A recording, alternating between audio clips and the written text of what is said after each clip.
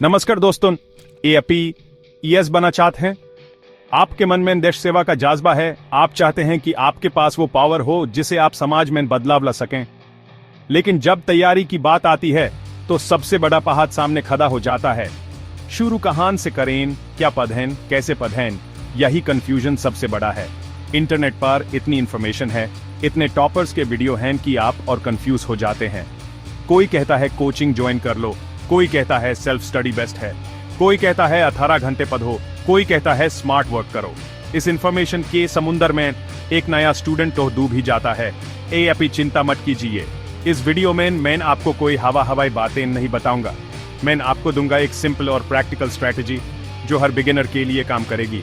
ये वो बुनियादी नींव है जिसके ऊपर आप अपनी तैयारी की पूरी इमारत खड़ी कर सकते हैं। हम बिल्कुल जीरो से शुरू करेंगे, एक एक स्टेप को आराम से समझेंगे। ये वीडियो देखने के बाद आपके दिमाग में एक क्लियर रोड मैप होगा, एक साफ रास्ता होगा कि अगले 6 महीने से 1 साल तक आपको करना क्या है। तो कॉपी पेन लेकर बैठिए और ध्यान से हर बात को समझिए। मेरा मकसद सिर्फ आपको इन्फॉर्मेशन देना नहीं है, बल्कि आपके अंदर वो कॉन्फिडेंस जगाना है कि हाँ, मैं भी ये एग्जाम क्लियर कर सकता हूँ। ये एग्जाम रॉकेट साइंस नहीं है, बस सही दिशा में लगातार मेहनत मांगता है। तो चलिए शुरू करते हैं आपके आईएएस बनने के सफर का पहला अध्याय। हम एक एक करके हर चीज को तोड़ तोड़ कर समझेंगे, जैसे हम लोग हर टॉपिक को समझते हैं, ताकि आपके दिमाग में कोई भी डॉट न बचे। देखिए, सबसे पहली और सबसे जरूरी चीज क्या है। एपी जिस जुंग में जा रहे हैं उसके नियम कायदे तो पता होने चाहिए ना।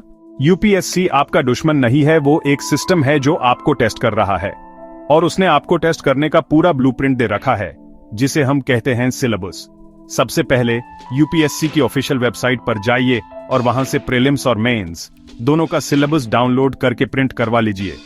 मोबाइल में पीडीएफ रखने से काम नहीं चलेगा, उसको प्रिंट करवाइए, स्पाइरल बाइंडिंग करवाइए और अपनी स्टडी टेबल पर हमेशा सामने रखिए।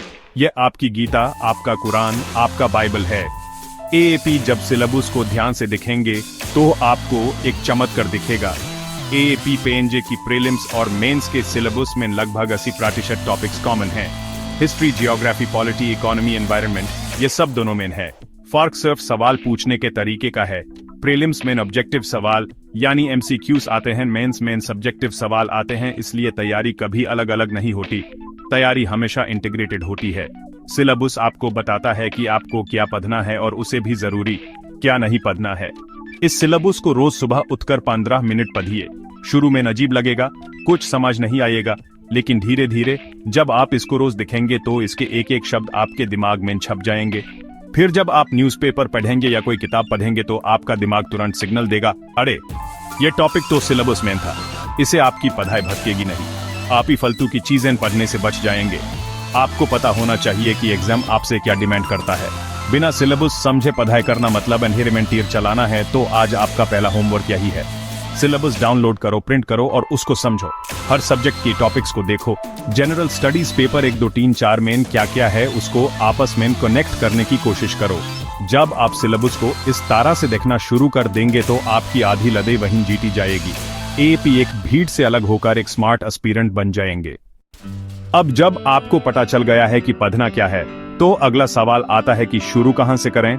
इसका एक ही जवाब है और हर टॉपर, हर टीचर आपको यही जवाब देगा, एनसीईआरटी। क्लास 6 से लेकर क्लास 12 तक की एनसीईआरटी की किताबें आपकी तैयारी का बेस हैं। वो नींव हैं जिसके बिना इमारत खड़ी नहीं हो सकती। कई बच्चे सोचते हैं कि हमने तो स्कूल में पढ़ा है, अब सीधे स्टैंडर्ड बुक्स पढ़ते हैं। यही सबसे बड़ी गलती है। स्कूल में आपने एग्जाम पास करने के लिए पढ़ा था, अब आपको यूपीएससी क्लियर करने के लिए पढ़ना है। दोनों में जमीन आसमान का फर्क है। आपको सारी एनसीईआरटीज नहीं पढ़नी है। 4 सब्जेक्ट की एनसीईआरटी सबसे जरूरी हैं, पॉलिटी, जियोग्राफी, हिस्ट्री और इकोनॉमिक्स। इन 4 विषयों के लिए क्लास 6 से 12 तक की सारी एनसीईआरटीज को इकट्ठा कर लीजिए। एएपी ऑनलाइन भी डाउनलोड कर सकते हैं या पुरानी किताबों की दुकान से खरीद सकते हैं। अब आपको एक रूटीन बनाना है। रोज कम से कम 1 से 2 घंटे सिर्फ एनसीईआरटी पढ़ने के लिए निकालिए। एक सब्जेक्ट से शुरू कीजिए। मान लीजिए आपने हिस्ट्री उठाई, तो क्लास 6 की हिस्ट्री की किताब से शुरू कीजिए और उसको कहानी की तरह पढ़िए। पहली रीडिंग में नोट्स मेट बनाइए, सिर्फ समझिए। जब आप एक चैप्टर पढ़ लें तो उसके पीछे दिए गए क्वेश्चंस को सोल्व करने की कोशिश कीजिए। इससे आपको पता चलेगा कि आपने कितना समझा है।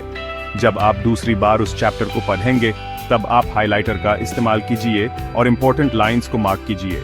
और तीसरी रीडिंग के दौरान अनहाइलाइटेड पॉइंट्स से अपने शॉर्ट नोट्स बनाइए। नोट्स ऐसे होने चाहिए कि आप पूरा चैप्टर 1 या 2 पेज में रिवाइज कर सकें। ये शॉर्ट नोट्स आपको एग्जाम से पहले रिवीजन में बहुत मदद करेंगे। एनसीईआरटीज आपकी लैंग्वेज को सरल और प्रभावी बनाती हैं, जो मेंस आंसर राइटिंग में बहुत काम आती है। ये प्रोसेस थोड़ा धीमा लगेगा, हो सकता है आपको 3 से 4 महीने लग जाए इन सारी इंपॉर्टेंट एनसीईआरटीज को इस तरह से कवर करने में, लेकिन घबराना नहीं है। ये एक इन्वेस्टमेंट है। जो समय आप आज एनसीईआरटीज को दे रहे हैं वो आपका आगे का बहुत सारा समय बचाएगा। जब आपकी नींव मजबूत होगी तब आप लक्ष्मीकांत या स्पेक्ट्रम जैसी स्टैंडर्ड बुक्स को पढ़ेंगे तो आपको चीजें आसानी से समझ आएंगी। बिना एनसीईआरटी पढ़े सीधे स्टैंडर्ड बुक्स पर जंप करना वैसा ही है जैसे बिना ABCD सीखे सीधे ऐसे लिखने की कोशिश करना। यूपीएससी सिर्फ किताबी ज्ञान का एग्जाम नहीं है, वो ये भी देखता है कि आप अपने आसपास की दुनिया से कितने जागरूक हैं। AAP एक जिले के DM बनने जा रहे हैं। आपको पता होना चाहिए कि देश में, दुनिया में क्या चल रहा है। इसके लिए सबसे जरूरी है करंट अफेयर्स। इसको आप बिल्कुल भी इग्नोर नहीं कर सकते। प्रीलिम्स में डायरेक्ट क्वेश्चंस आते हैं और मेंस में तो हर आंसर में आपको करंट अफेयर्स के एग्जाम्पल्स डालने पड़ते हैं। इसके बिना आपका आंसर अधूरा है, तो इसकी आदत पहले दिन से डालनी है। इसके लिए सबसे अच्छा सोर्स है एक स्टैंडर्ड न्यूज़पेपर, जैसे द हिंदू या द इंडियन एक्सप्रेस। रोज सुबह 1 से 1.5 घंटा न्यूज़पेपर पढ़ने की आदत डालिए। शुरू में आपको 3 घंटे भी लग सकते हैं। आपको समझ नहीं आएगा कि क्या पढ़ना है और क्या छोड़ना है। पॉलिटिकल न्यूज, बॉलीवुड मसाला, स्पोर्ट्स न्यूज, ये सब आपको नहीं पढ़ना है। आपको सिलेबस रिलेटेड न्यूज पढ़नी है, जैसे सुप्रीम कोर्ट का कोई नया फैसला, पार्लियामेंट में कोई नया बिल, RBI की कोई नई पॉलिसी या एनवायरनमेंट से जुड़ी कोई इंटरनेशनल रिपोर्ट। सिलेबस इसलिए ही आपको पहले पढ़ने को कहा था। अगर आपको न्यूज़पेपर पढ़ने में दिक्कत आ रही है तो आप डेली करंट अफेयर्स की वीडियो लेक्चर्स भी देख सकते हैं। YouTube पर बहुत से अच्छे चैनल्स हैं जो रोज न्यूज़पेपर का एनालिसिस करते हैं। इससे आपका काम आसान हो जाता है। आपको पता चल जाता है कि आज की इम्पोर्टेंट न्यूज़ क्या है और उसे नोट्स कैसे बनाने हैं। हम भी अपने इस चैनल IES पाठशाला पर बहुत जल्द ही आपके लिए डेली करंट अफेयर्स की सीरीज शुरू कर रहे हैं, जिसमें हम आसान भाषा में आपको हर जरूरी खबर समझाएंगे। तो चैनल से जुड़े रहिएगा। करंट अफेयर्स के लिए एक अलग से नोटबुक बनाइए। उस नोटबुक को अलग अलग सेक्शंस में बांट लीजिए। Polity, economy, international relations, science and tech, environment. जब भी आप कोई न्यूज़ पढ़ें तो उससे रिलेटेड सेक्शन में शॉर्ट में नोट कर लीजिए। सिर्फ न्यूज़ नहीं, बल्कि उसका बैकग्राउंड क्या है, उसके फायदे नुकसान क्या हैं, आगे क्या हो सकता है, ये सब भी लिखिए। ये प्रैक्टिस आपको मेंस में आंसर लिखने की कला सिखाएगी। रोज का काम रोज करना है, इसको बकलॉक मत बनने देना। अब आप पढ़ाई कर रहे हैं, एनसीईआरटीज पढ़ रहे हैं, करंट अफेयर्स भी फॉलो कर रहे हैं, लेकिन आपकी तैयारी सही दिशा में जा रही है या नहीं, ये कैसे पता चलेगा? इसके लिए 2 हथियार हैं, PYQ यानी प्रीवियस ईयर क्वेश्चंस और मॉक टेस्ट्स। सबसे पहले पिछले 10 साल के यूपीएससी प्रीलिम्स और मेंस के क्वेश्चन पेपर्स डाउनलोड कर लीजिए। इनको सिर्फ देखना नहीं है, इनका एनालिसिस करना है। देखिए कि हिस्ट्री से किस तरह के सवाल आ रहे हैं, पॉलिटी से किस टॉपिक पर बार बार सवाल पूछा जा रहा है। जब आप PYQs को देखेंगे तो आपको यूपीएससी का पैटर्न समझ आएगा। आपको पता चलेगा कि एनसीईआरटी से डायरेक्ट कितने सवाल उठाए जाते हैं। आपको अंदाजा लगेगा कि करंट अफेयर्स को स्टैटिक पोर्शन से जोड़कर कैसे सवाल बनाए जाते हैं। ये एनालिसिस आपको एक गाइड की तरह काम करेगा। जब आप कोई चैप्टर पढ़ रहे होंगे और आपको याद आएगा कि इस टॉपिक से पिछले साल सवाल आया था, तो आप इस टॉपिक को और ज्यादा ध्यान से पढ़ेंगे। PYQs आपको बताते हैं कि आपकी पढ़ाई का लेवल क्या होना चाहिए। PYQs के साथ साथ आपको मॉक टेस्ट भी देने हैं। जब आपका एनसीईआरटीज का एक राउंड पूरा हो जाए तो प्रीलिम्स के लिए वीकली MCQ टेस्ट देना शुरू कीजिए।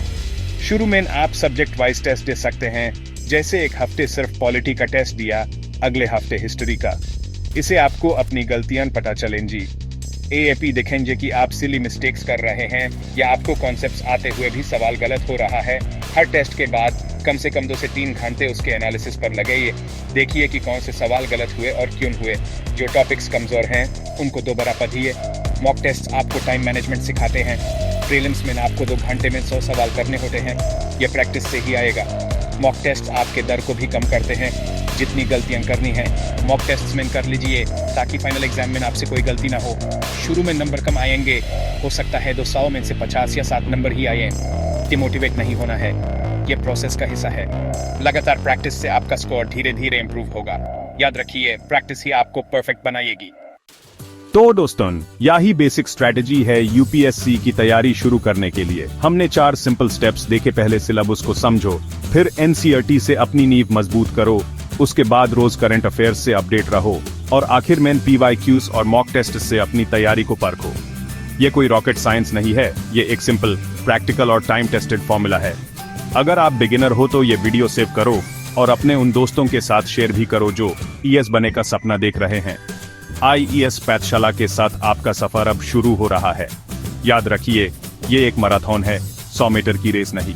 इसमें कंसिस्टेंसी सबसे जरूरी है। रोज 6 से 8 घंटे की क्वालिटी स्टडी सही स्ट्रैटेजी के साथ आपको आपकी मंजिल तक जरूर पहुंचाएगी। अपने आप पर विश्वास रखिए, मुश्किलें आएंगी, कभी कभी लगेगा कि छोड़ देते हैं, लेकिन उस दिन अपने आप से बस एक सवाल पूछना, मैं शुरू क्यों किया था? वो सपना, वो जज्बा आपको हिम्मत देगा। हम इस सफर में आपके साथ हैं। आपके हर डाउट, हर परेशानी में हम आपका साथ देंगे। तो अब इंतजार किस बात का है? आज से ही, अभी से ही अपने पहले कदम को उठाइए, सिलेबस प्रिंट कीजिए और अपनी तैयारी का श्री गणेश कीजिए। हम आपके लिए ऐसे ही इंफॉर्मेटिव और मोटिवेशनल वीडियोस लाते रहेंगे। सब्सक्राइब करना मत भूलना। डेली यूपीएससी वीडियोस हिंदी में। अगले वीडियो में मिलते हैं, तब तक के लिए पढ़ते रहिए, आगे बढ़ते रहिए। जय हिंद।